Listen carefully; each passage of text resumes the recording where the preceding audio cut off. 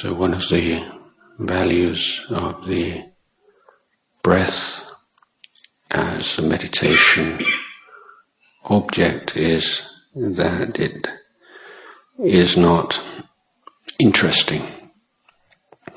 It doesn't draw us in naturally in the way that, for instance, a piece of music or a movie might.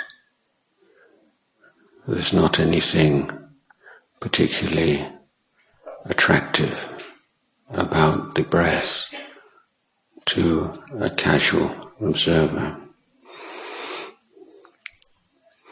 But that means that we can't just relax and allow the object to do the work, that the effort has to come from the meditator.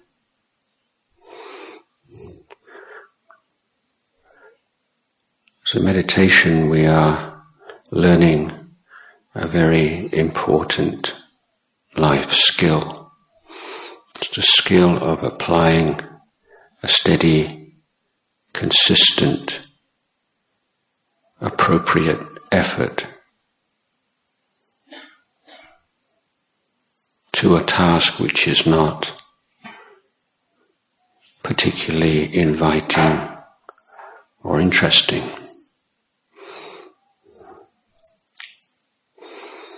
This is where the strength of mind is developed. So the challenge for us as meditators is to find some way in which we can be content with this very simple object of consciousness and not run away after memories, thoughts, ideas, fantasies which give an immediate pleasure.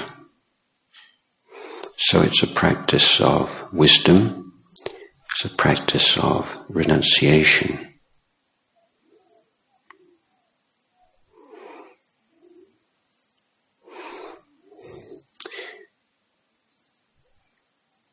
Recognize how every single breath is unique. Of course, it's very similar to breaths that come before, breaths that come after, but nevertheless, this particular breath that you are focusing on right now only comes once in your life. And it's just like this. And finding ways of reflecting on the breath that increase your commitment to the practice is also the function of wisdom.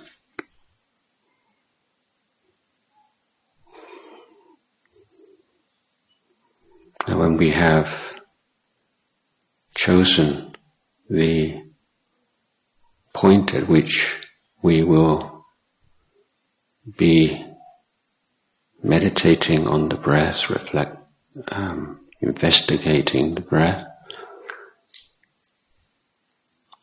then there are various skillful means that we can use to help us.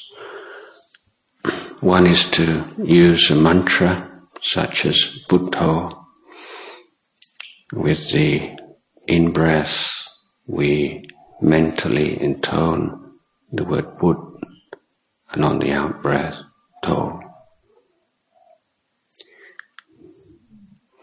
What we need to be aware of in using this particular technique is that it can become too automatic, and we lose our mindfulness, or else the word ends before the breath ends, and we give the mind a space in which to become distracted. So we can consciously stretch the meditation word artificially to extend the whole length of the breath.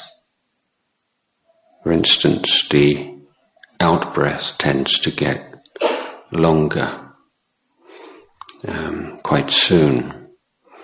And so if we are using the mantra Buddho, then we may, for instance, extend this as Buddho, O, O, O, until the end of the breath.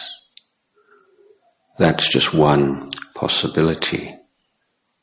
You can find what works for you.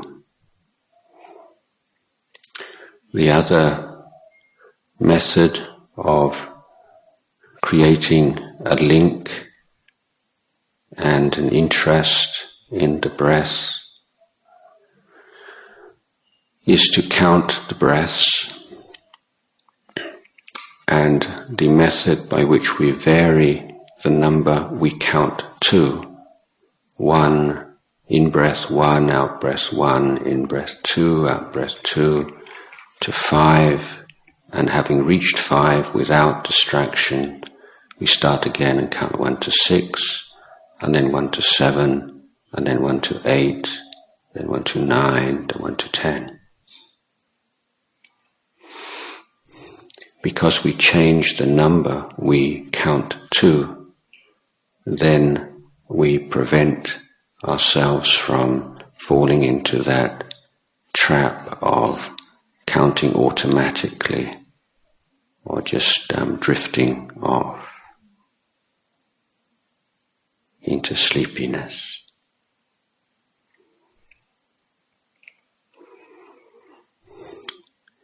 Another possibility in the beginning of the meditation, when we are just beginning to establish a relationship between the mind, the element of knowing, and the object of knowing, the breath, is to focus on the characteristics of the breath.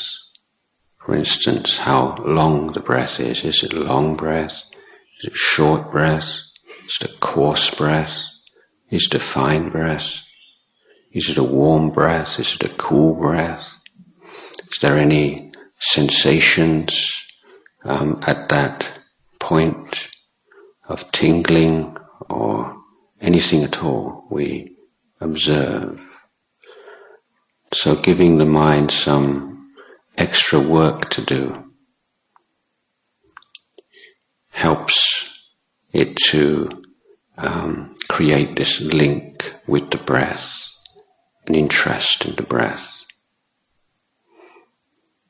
Now, although the breath does not normally seem a very interesting or fascinating topic, if we are present to the breath, we are awake and aware with the breath, feelings of pleasure and sometimes rapture will arise in the mind. These are not the goal of this meditation, but they can be mindfully enjoyed. They're rewards along the way. And one good result is that it gives us that inspiration to carry on with the meditation. So pleasant feelings are not to be feared, they are to be known as simply that, pleasant feelings. But our challenge is to sustain the sense of knowing, clarity of mind, sharpness of mind, stability of mind, through this constant mindfulness of the breath, and very resolutely but without discouragement, without irritation. When you do forget the breath, return again and again and again, firmly but gently, just as you would teach a child.